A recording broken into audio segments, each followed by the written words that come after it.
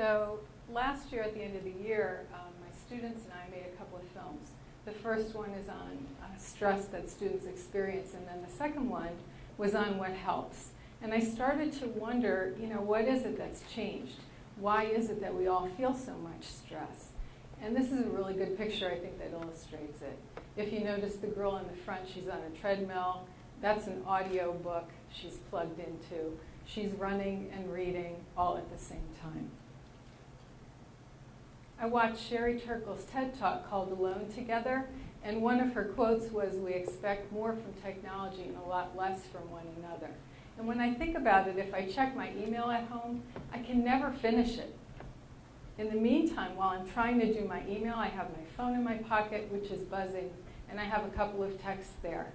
I have what's happening in my classroom. I have all kinds of things. We all do, every single one of us. There's never a clear beginning and a clear ending. So our anxiety just keeps going up and up. When I went to school, and some others in here, the way we looked at information in education was that it was considered to be scarce. So we were expected to learn it and return it. That's called information scarcity. Often tests had right and wrong answers, multiple choices, blanks that you quickly filled in, and pretty much that was it. These days, it's much more like this.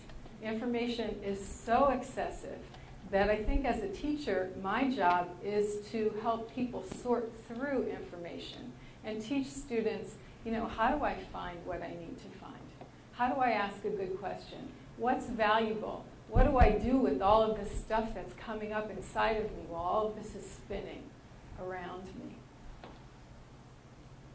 Multitasking can be good. There are benefits. It increases our ability to do several things at once, and it does increase our ability to interpret things visually. However, there are huge detriments as well to multitasking. One is a decreased attention span, and I often see students who have a hard time going deeper and sustaining that depth and focus. Another detriment is increased difficulty solving problems that require time, focus, and intense concentration. So what do? And how do we face this?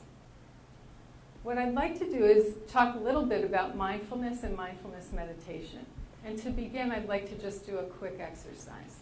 So if you would like to participate, I would ask you to. You can actually see some of my students beginning to do this even before I'm giving the directions, which makes my day. If you would kindly put both feet on the floor, sit comfortably in your chair. You may close your eyes or gently look at the carpet. And notice your breath. Coming in, going out, coming in, going out.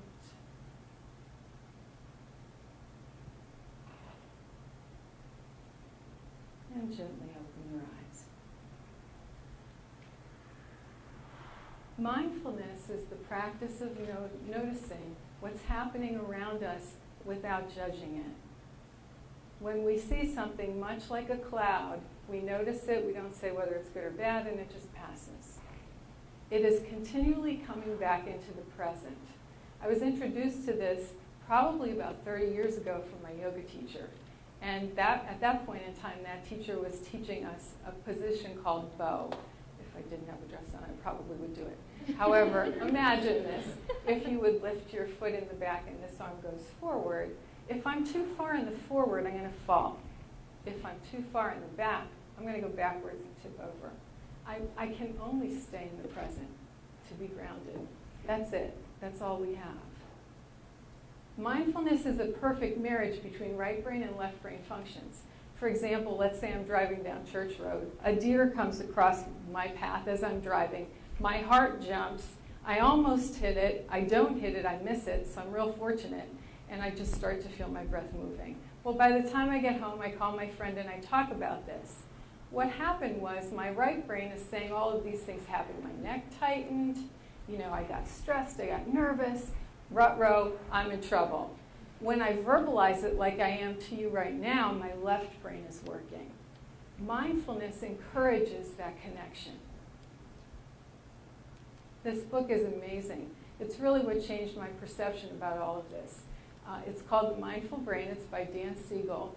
And one of the things Dan Siegel says is that a regular mindfulness practice, increases the integrative fibers that grow in our brains. That's amazing. We can literally change the structure of our own brains. This is really compelling when we look at things like bipolar disorder, schizophrenia, anxiety, stress, all kinds of things. We can literally heal our own brains. One of the things that he has in the book is called the Healthy Mind Platter. And we do pretty well knowing some of this. We do well in our culture knowing we need physical time, exercise, sleep time. That's a little iffy. But there are some others there that are a little bit more difficult to understand and interesting. One of them is time in. I have a really good friend who I think is one of the brightest women I ever met. And we were having a discussion once, and usually what goes through my mind flies out of my mouth. And she's quite the opposite. She thinks first and speaks later. That is time in. And we all need that time in to focus on what we're thinking. We need downtime. Downtime is not structured soccer time. Structured, I have all these things happen in time. It is literally downtime, relaxing time. We need playtime, and we need to connect with one another.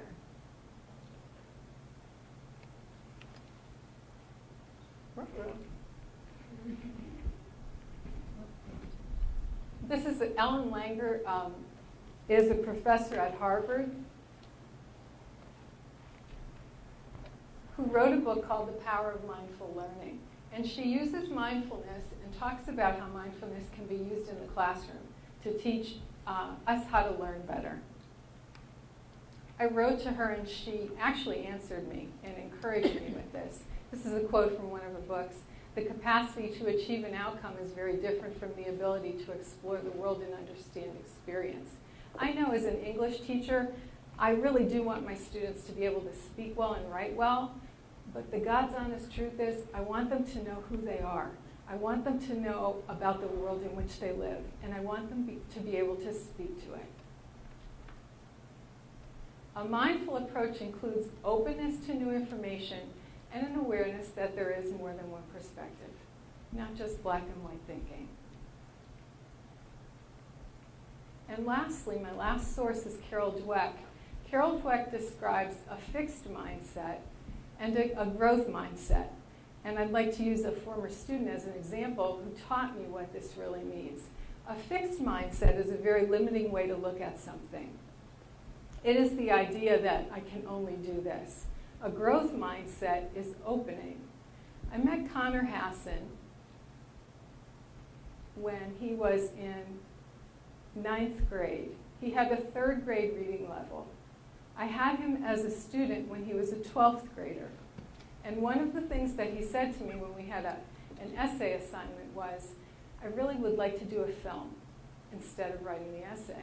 So the English teacher in me said, I don't think so. That's kind of avoiding the difficult part. And he and I kind of kept talking, and he said, I really think this will be more effective, Mrs. Cambardella. Give me a chance here. Whoops. Kathy, can you start that? On the bottom, yeah. So what Connor did was he took slides and put them in the background and put them to music and talked about homelessness using visual images. It was so compelling that the students that I had in the class then started to volunteer at a homeless shelter nearby. I felt like it was so moving. I shared it with my faculty. And through my faculty, a faculty member gave it to someone at Habitat for Humanity. It became the centerpiece for their 25th anniversary, and it was used at their Jubilee. It was the first standing ovation that Connor ever got. This is Connor now. We've spoken on the phone before this presentation. He graduated high school with a freshman reading level. He now works in New York City. He is a web developer and designer, and he works for all of these companies. He taught me this is a fixed mindset. This is an open mindset. And if it's truly mindfulness, there's a constant opening. There's never an ending. I really like to think about literature this way. There's an active relationship between the reader and the book. And every time I take myself to a book, I take that relationship with me. But it changes. I think I've taught Man's Search for Meaning by Viktor Frankl for all 34 years of my teaching experience. But it wasn't until someone in my own family was very ill that I began to understand what he was talking about in terms of facing illness and suffering. Being aware of the relationship that we have is what deepens our understanding. This is a really easy thing to do. It's called metacognition when we think about our thinking. Some people like to use the letters BDA. So before we face a piece of material, we can say, what should I do first? Why am I reading this? During it, we say, how am I doing? What do I need to do if I don't understand? And after, what could I have done differently? And understanding our own cognition can deepen our understanding. Most importantly, a mindful approach means staying in process. This is a group of my students who are putting together a mandala. And what we did was, I was struggling teaching what an archetype is, a pattern. And I decided that we'd try it this way. So what we did was we got seeds and beans, spread out a piece of fabric, and for 2 hours we stayed in silent meditation. I put a black circle in the middle and stepped back. And students, as they felt called to, came forward and made this design. That's staying in process. The mandala spoke for itself. The symbol explained itself. It didn't need words.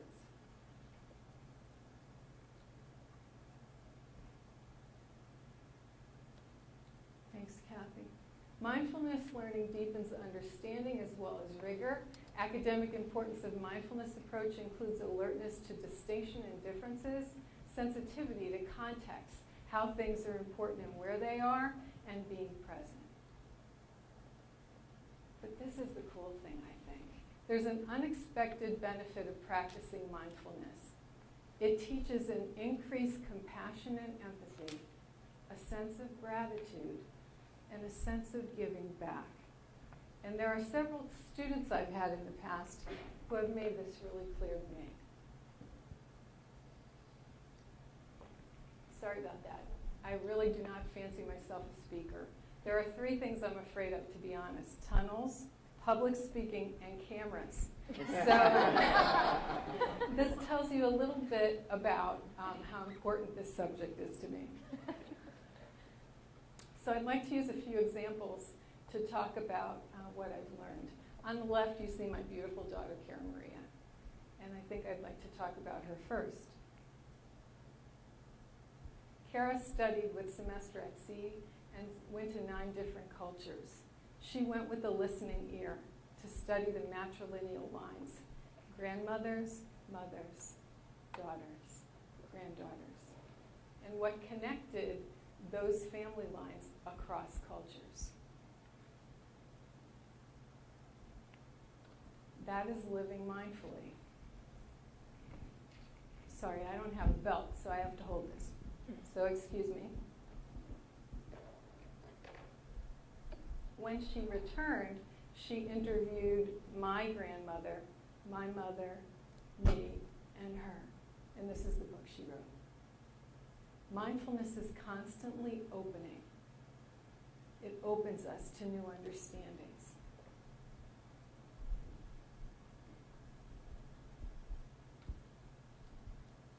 On the right-hand side, you see a former student who actually was in Kara's class.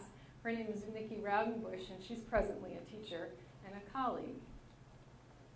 Well, when I had Nikki as a student, at the end of the year, she gave me this. What this is a notebook full of quotations that I said during the year. Conversations that we had in class. There are photographs in here. I laughed and I cried when I read this. And what Nikki taught me was that what we say and what we do matters. This is Nikki teaching a Zumba class, actually taking a Zumba class. The instructor is a principal's wife, actually, and the students are taking the Zumba class to learn how to write a process analysis essay, to be in the present and then to write about it.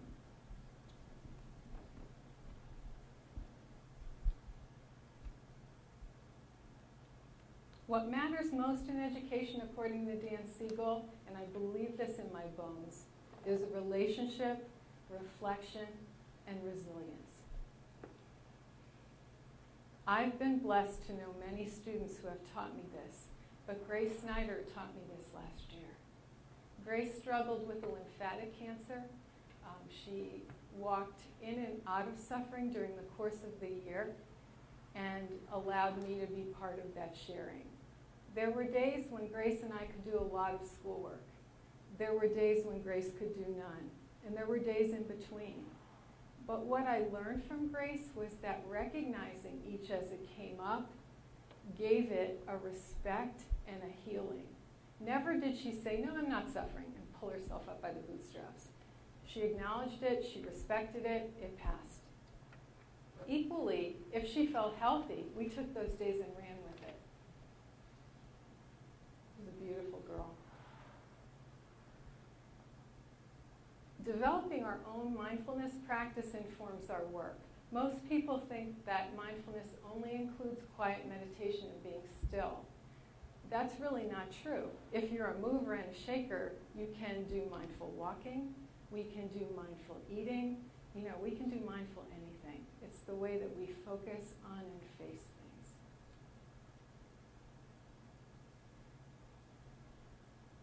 Cultivating resilience is what comes after a long process of practicing mindfulness. And resilience is growing amidst difficulty. These are my parents. My dad's on the left, his name is Jean. My mom's on the right, her name is Mary, and they are 83 years young and still actually that much in love. I've learned so much from them. I share them with a lot of people. They are parent and grandparent and friend to many. And they taught me the value of education, public education. My parents sacrificed so much for me that every morning when I drive past Blue Marsh, I remind myself that I'm the first person who's college educated in my family. And I imagine myself holding a ball of light in my hands and say to myself, how am I going to use this gift? This is what I've been given.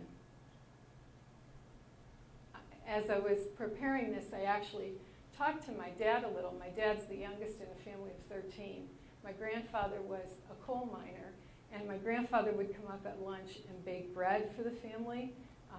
My grandmother died when my dad was 7, and my dad recalls him giving small loaves of bread to teachers as they passed by to go home. So this appreciation and respect for public education runs deep in my family line. I've been really inspired by and encouraged by the work of Parker Palmer, and he reminds us that good teaching cannot be reduced to one technique. Good teachers share one trait, a strong sense of personal identity, infuses who they are, and that's what is shared. I also really like to set a daily intention using music, and Carrie Newcomer is the music that I really enjoy using. It doesn't really matter what you choose to do, but setting an intention at the beginning of the day is really important and really helpful. Lastly, I just would like to read you one of the intentions that I use. It's called A Precious Human Life. Every day, think as you wake up, today I'm fortunate to have woken up. I'm alive. I have a precious human life. I'm not going to waste it. I'm going to use all of my energies to develop myself, to expand my heart out to others, to achieve enlightenment for the benefit of all beings. I'm going to have kind thoughts toward one another. I'm not going to get angry or think badly about others. I'm going to benefit others as much as I can. And that's from the Dalai Lama. And with this, I leave you.